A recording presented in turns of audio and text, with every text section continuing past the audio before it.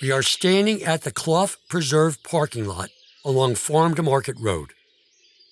During the Great Depression, the National Recovery Act of 1933 provided for secondary or farm-to-market roads. In 1935, New York State announced that it would build a farm-to-market road from Brandon Farm near Towners to the Daniel Barnes Corner near Dykeman's. This 3-mile road was built at a cost of $32,000. Trains serviced both ends of the road. To the north, at the Towner Station, the New York and Harlem line, known as the Maybrook line, crossed the New York and New England line. With industry and travel bustling along these train lines, farmers in the area rented their extra rooms as lodgings to make a little extra money. Perhaps the best-kept secret of the Hudson Valley, the 6,000-acre Great Swamp lies in a 20-mile-long valley at the eastern edge of the ancient Hudson Highlands. If a tropical storm is like wringing out a sopping wet sponge, the effect of a wetland is like a thirsty sponge receiving the water, absorbing the runoff from over 62,000 acres of forested uplands, roadbeds, and backyards in Putnam and Dutchess counties. As the water passes through the swamp, it is sweetened by the minerals in the marble bedrock and cleaned by the filtering action of wetland vegetation. Here we see evidence of a healthy ecosystem. Tree roots stabilize hillsides and stream banks, preventing water from washing away the soil. Under the canopy, a healthy forest can support native, sometimes even rare and endangered, plants.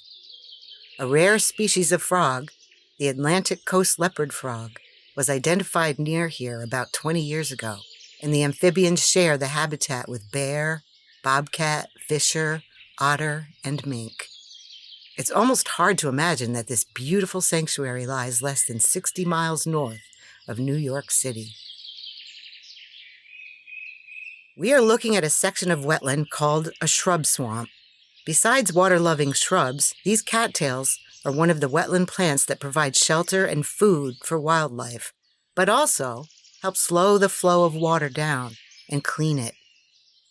In the fall and spring, waves of migrating birds pass through the swamp and use this place of refuge as a rest stop.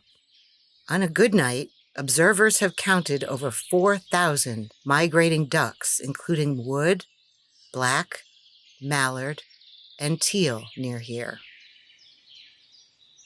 After a 200-year absence, having been trapped out by fur traders by the early 1800s, beaver have returned to the Great Swamp. Known as the original environmental engineers, they have thinned the canopy of the swamp and raised the water levels by damming streams to make their lives safer and easier. By doing so, they have created habitat for fish and otter, as well as other animals. Even their lodges are engineering marvels, keeping the beaver family warm, safe, and fed through winter. You are looking out onto the ice pond, which was at one time noted as Croton Lake on early maps. For a long time, the Phillips family, who owned the properties in this area from 1690 up until the Revolutionary War, contested ownership of this pond. After the war, the Phillips property was parceled out and auctioned. The American Ice Trust was the first recorded company to work the pond for blocks of ice which were loaded onto trains bound for New York City. This was seasonal work which provided jobs for local farmers in winter. How did they keep the ice from melting?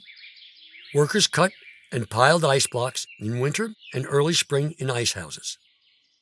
The nearby ice house was about 300 feet long, 200 feet wide, and 60 feet high. Inside, the space was divided into 5 to 10 rooms, separated by walls that were 3 feet thick. The walls were insulated with either straw or sawdust, preferably pitch pine sawdust, which was less likely to rot. Floors were earthen, so dripping water would soak back into the ground, but drains were also built to take meltwater away. Ice will melt much faster when standing in water, so every effort was made to keep the blocks dry and drained.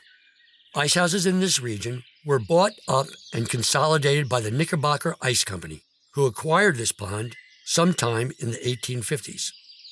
The ice pond surface could produce 1 million cubic feet of ice. Harvesting and loading would employ 100 men and fill an icehouse with about 28,000 tons of ice. About 25 refrigerator cars a day were loaded with this high-quality ice and sent off to New York City. Think of the Great Swamp and its filtering capacity, and you can understand why this ice was especially sought after. Train engineers were instructed not to stoke their engines as they passed the pond so that cinder would not fall into the clean, clear water and ruin the ice.